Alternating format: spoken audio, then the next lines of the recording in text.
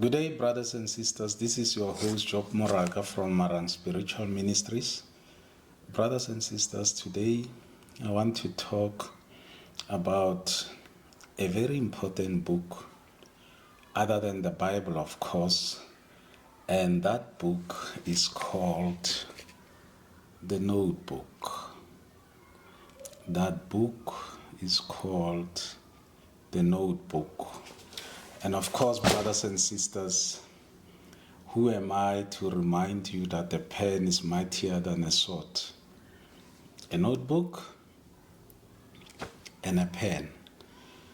The only other book that supersedes this notebook that I've just shown you is the Bible. So what am I talking about, brothers and sisters? I think, brothers and sisters, you should not miss the next 3 testimonies that I'm going to give, because my journey is coming to an end. I just want you to not miss what I will be saying to you, brothers and sisters. Now, let me start at the beginning. I will be brief because the purpose of this particular video, the reason why I recorded this particular video, is to talk about the last 2 or the final commandments. Let me not sound important, because commandments are meant not to be breached. I'm fallible, I'm a human being, but I will talk about the final instructions that the Lord gave me, and they sounded more like the instructions that my parents gave me when I went to high school. There are certain things that they said to me. When I went to varsity, there are certain things that they said to me.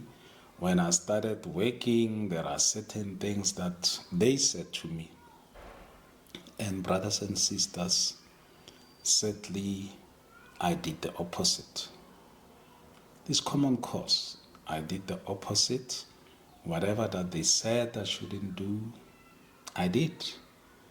And these 2 final instructions that I'm going to talk about, I don't want to stand here before you, brothers and sisters, and say that it will never happen.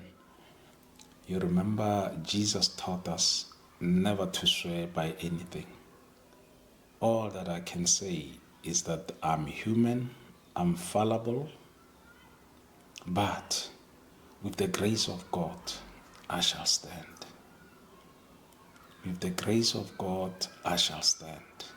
And I will remember His final instructions to me before the send-off. You remember, brothers and sisters, Jesus had this talk with the 70, and I would presume that He had this talk with the 12. But I remember this talk that He had in particular with the 70 before He sent them, like sheep. So I remember that the same message that my parents gave me is the same message that the Lord gave me. This may be some of my last videos, brothers and sisters, because the journey is now moving rapidly. The journey is moving rapidly. So, brothers and sisters, I've already testified that the Lord told me why He has created me. He told me that He has created me to be His spokesperson in as far as marriages and divorces are concerned. So, brothers and sisters, those of you who would remember a book, I think it was called The 7 Mountains of Influence, you will remember that there was one mountain there specifically mentioned, the mountain of family. The mountain of family.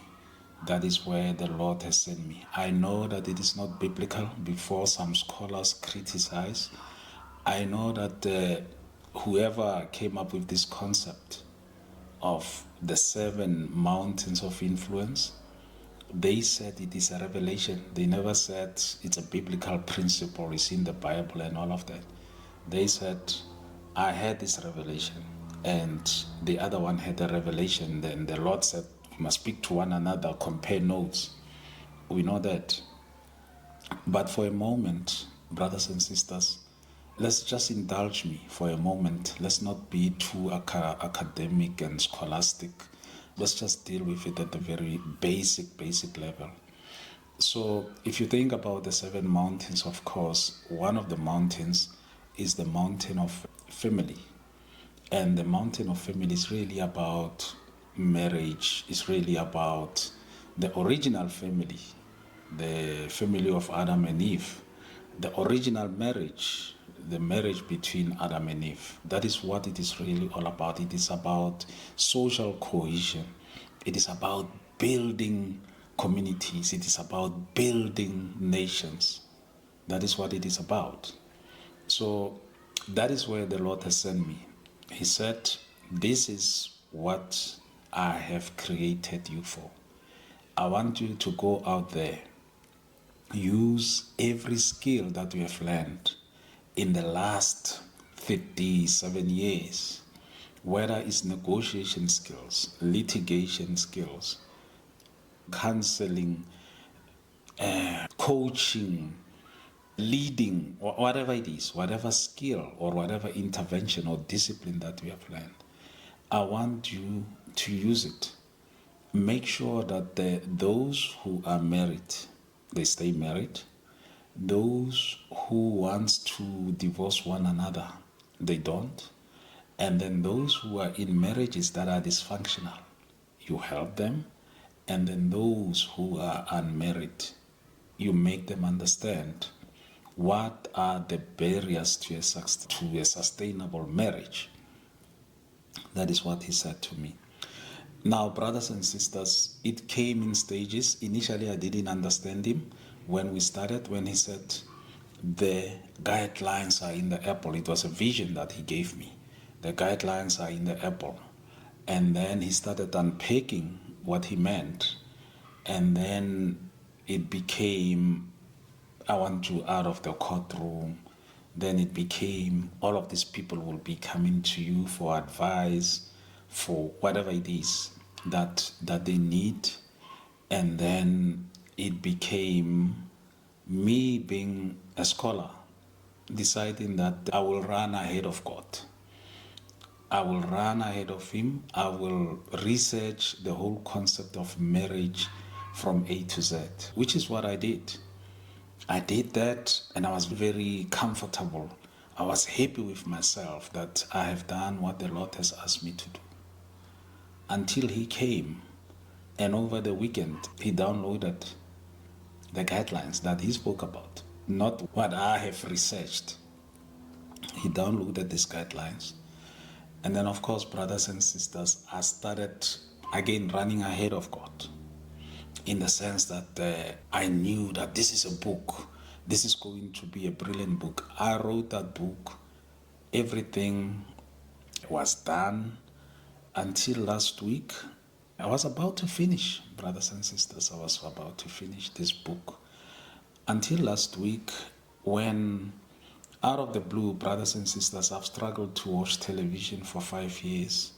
I could only watch the news for 1 hour, often CNN, just to see what was happening around the world. And the radio stations that I used to listen to, I can't listen to them anymore. And of course, there will be perhaps a separate video that one would record just to highlight why I've walked away, especially from SABC. I will highlight that one of these days. So I was happy with myself, brothers and sisters, that for 3 months I was writing this book. Now the book is done. And some of you will recall that I did say in some of the previous videos that I'm hoping that the book will be finalized by October. So I ran ahead of schedule because I had all the information at my fingertips. And of course, some information I knew it already. I studied family law at the university, so I knew what marriages were all about. My dissertation, my thesis, at the University of Pretoria. Those of you who are doubting Thomas's can go and check it. My LLB dissertation, it was also about marriage, customary marriages. My supervisor was a Professor Maitufi. I think he's a well-known professor. He writes extensively in the area of family law, customary law, and so on. But he was my supervisor during those years. But then, brothers and sisters, I was happy with myself until, I don't want to say some force, but as I switched on my television set to watch the news, CNN, on that day, the first program that came up was a program, I think it is called Wedding at First Instance or something like that, brothers and sisters. But wedding, I think, first instance or on site or something like that. I can't even remember what the title of the program was. So I saw that, and then I said, wow, I've been writing about marriages. Perhaps there's something here that I can learn. I've been married myself. I've learned so much. I know where the issues are and all of that. And of course, I know people that I had to go and negotiate lobola for. So I've got quite an extensive experience. I've done 3 or 4 cases relating to marriage. I have counseled people about marriages and that kind of a thing. So it wasn't like I was completely lost. I had an idea, but I didn't expect what he gave me, because it was completely different from what I've seen pastors do when they counsel people for marriages and all of that. It was completely different. So anyway, I watched this program. There were, I think, 3 couples. So I watched when they were still talking, this is the kind of woman or man that I want. Then I watched when they were getting married, and I kept on asking, why am I watching this? There's nothing that I'm learning. Why do I keep on going back? It wasn't up until the last day, when I say the last day, when they are married and they go and sleep, and then the next day reality sinks in and they start talking to one another. And I believe that what the Lord wanted me to see there, He wanted me to see a few things. The first couple that I saw, I think the gentleman is from Limpopo, the lady is from Rustenburg or somewhere there. The first issue there was abuse of alcohol. So that is what the guy said. He said, if you continue drinking like this, I am going to leave you. That was the first thing that I noticed. And the lady tried to justify it. I'm not judging her, but she said, look, we are on honeymoon. I'm just having fun and all of that. And the guy kept on saying, my previous relationship, that was the issue. So abuse of alcohol. I didn't have it as part of the guidelines, that it is a barrier towards a sustainable marriage. Number 2, sexual perversion. I saw that people do not even know of each other's history. Where do you come from? Who have you been with? What are your altars and all of that? And last is at the center of it. We have to consummate this marriage. So number 2, there were issues in relation to sexual perversion. Number 3, I noticed a spirit of rebellion. The other couple, immediately, they tore into each other, because the other one felt that this is how marriage should be, the Christian way. And the other one said, look, you're imposing your views on me. So that spirit of rebellion and that spirit of religion between the two, I saw that immediately. And then the other thing, brothers and sisters, that came to mind was this whole concept of marriage as a contract and as a covenant. Because I then noticed that God doesn't feature anywhere. And I noticed also that the relatives, some of them, they try to voice their displeasure about what they were seeing, but probably the gentlemen and the ladies are the breadwinners, so you have to keep quiet. They are the ones with money and all of that. But anyway, brothers and sisters, it wasn't even about that program. Then a few days later, brothers and sisters, I heard the Lord. I think it was after 2 days. And then he said to me that, Job, I will leave you. And he said it 3 times. I will leave you if I find out or if I notice that you are overindulging in alcohol. The same thing that my parents said to me many years ago when I went to the university and all of that, to say, don't drink, don't do this. The Lord said them to me. I will leave you if you overindulge in alcohol. That was number 1. And number 2, again, he made it clear. I will leave you, meaning that he will depart from me. I will leave you if you practice sexual perversion. You are with this one, you are with that one, you sleep with this one and that one. Brothers and sisters, these are the things that we did as young people when we were naive, when we didn't know much. We did all of that, and God has forgiven us for that. Now we know better as women of God and men of God. So these are instructions. I don't want to elevate myself to the level of saying that God commanded me, because I'm fallible, as I said. I'm a human being. I may fall on my face. I may do these things that he said I shouldn't do. But what I will never forget is the fact that he told me up front to say, I will depart from you if you were to indulge in these 2 things. So, brothers and sisters, why am I telling testimony? I am happily so saying that after that, he allowed Satan to test me one more time. But this time it was brutal. The fight was about a territory or a city in Italy. So it was about unseating that principality, whoever is running that city. And the battle was fierce. Remember, brothers and sisters, he has tested me with everything. The money, he has tested me with women, with lust, with manipulation. He has done all of that. So I know how he operates. But this battle, it was a fierce battle. It lasted the whole night.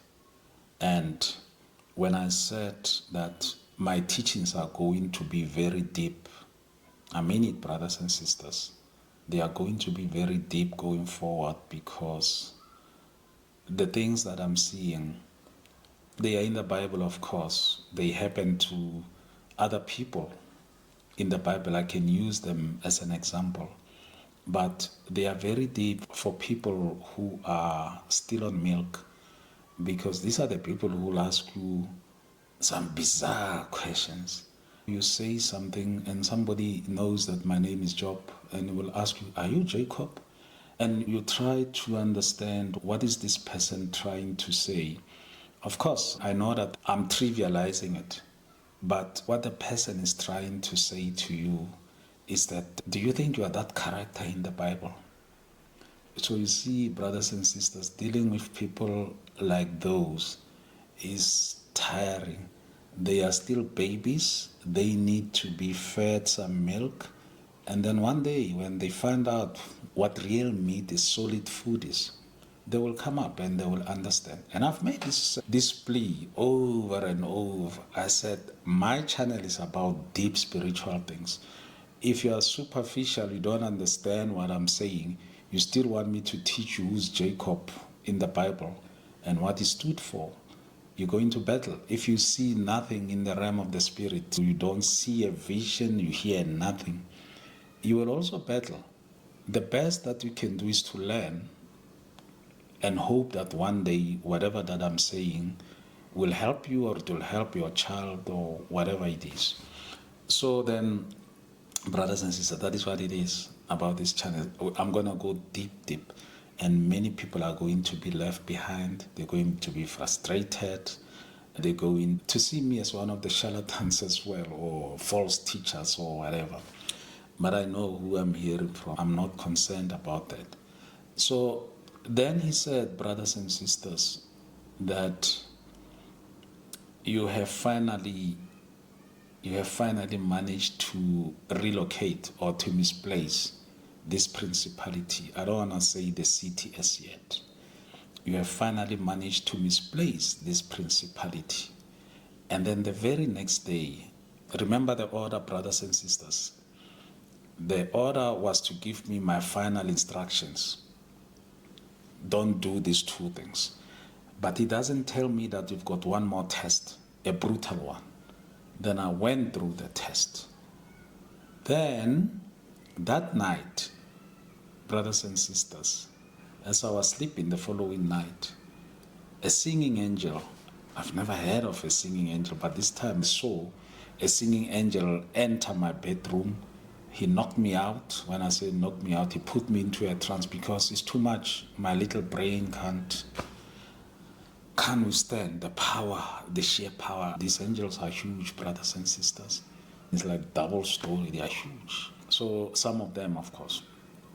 So he came and he put a crown on top of my head. He put a crown, and then I saw myself saying to my mother, there is something that has been put on top of my head. Look. And of course, that was symbolic. It wasn't my mother. It could have been the Holy Spirit. It could have been Jesus. Superimposed face. And brothers and sisters, he did that. And I just knew, I don't want to say I made it. I made it because it has never been about me. It has always been about the glory of God. But you can imagine, brothers and sisters, you can imagine where I come from, where I was raised all of a sudden, where I was plunged into these problems that I've never experienced in my life before. Most of them I did not understand, spiritual warfare and all of that, where I asked who can mentor me, and I was told stay put, where I was tempted to the extent that I didn't know what is right or wrong. Who's this who's giving me money? I'm broke and somebody's giving me money, but I can't take it. Where my family went through torture and torment, where brothers and sisters, finally the Lord says, these are your blessings, but he allows the other blessings from the other kingdom to come first, to see whether I will accept them. And then it got to a point where, brothers and sisters, I remembered the day before I encountered the Lord fully. I was in the journey already, but I was not at this level where we used to go out with friends and we will have drinks and we will chat about this and that, where we will travel with family, go to that hotel and drink till late and all of that. And I remember going into, now it is in a vision now, going into a toilet, and there was an old man waiting for me there. And it is still my belief that was Gabriel, Archangel Gabriel. He was waiting for me. I went into the bathroom and he said, you go to Italy. And I left it there, brothers and sisters. And for 5 years, I kept on asking the Lord, what am I going to do there? I'm going to Italy. What am I going to do? Who am I going to meet? What is this whole thing all about? And God being God, he ignored me. When I say he ignored me, he knew that I didn't see what lay ahead. And what was ahead of me, brothers and sisters, was very dangerous because he had to clear the way for me first. That principality that controls this particular city that I'm going to did not want to budge. It's an old principality. He controls, he runs that city with an iron fist. And there is a man of God that I will teach you about, called Saint Anthony. His real name was not Saint Anthony, it was Antonio. As he was sick, and he was sick, but he insisted that he wanted to go to this particular city. And the Lord had other plans for him. He showed him the city, and he said, you have to bless it from here. And he blessed the city from where he was, and then he died. So I will teach about that because there's a mantle that has fell upon me in as far as he's concerned, but I will teach about that at the right time. That is why I'm saying that I'm going deep now. And then, brothers and sisters, I couldn't resist it this morning. The Lord finally came and he said, this is the place where you're going to. This is the man that you're going to meet. You already know the message. I have given you the outline, the purpose, the everything. And then, brothers and sisters, that got me thinking. People like Abraham, people like Moses, they were shown, even Saint Anthony, they were shown places. This is where you're going. And they never reached those places. How blessed are we? They never reached those places. Yes, Moses just saw the promised land, but he couldn't set his foot on land. Abraham finally, he settled, or his descendants settled at the land that God had promised him. So, yes, brothers and sisters, finally, I'm just saying, after 5 years, where I kept on knocking and asking, you said I must go there, what am I going to do? Finally, I know where I'm going and what I'm going to do there. But here's the interesting part, brothers and sisters, very interesting.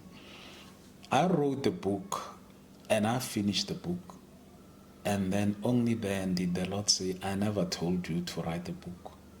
I said those were the guidelines to help you in your work. I never said you must write a book. If you want to write a book, or if you wrote a book, that is your own decision. However, the book that I want you to write is this one. And the book is called, I've already decided on the title even before I could write the book. Even this one, brothers and sisters, is something that I can write in 2 months. And then in that book, I will say more about the mantle of Saint Anthony. From Marang Spiritual Ministries, brothers and sisters, an excited Job Moroka. I want to say, brothers and sisters, that it does look like my time with you is going to be short. So we're busy arranging those prayer meetings, and we want to make sure that we've got very interesting aspects that we want to cover before the end of the year. And we want to make sure that you don't miss, if the title or if the topic speaks to your spirit, don't miss. We are planning 5 prayer meetings before the end of the year, specific topics. So don't miss. The next video is going to be very important as well. because it talks about the one lady who heeded my call and she decided to do what I've asked her to do. And I'm going to share his story from Marang Spiritual Ministries, your host, Job Moraga, who has received all the information based on what? That black book, the notebook. Diligently, every dream was written down, prayed about, asked God to explain it. No dream was left unattended. So if you want God to move, no dream that He gives you should be left unattended. From Marang Spiritual Ministries, your host, Job Moraga. Thank you and goodbye.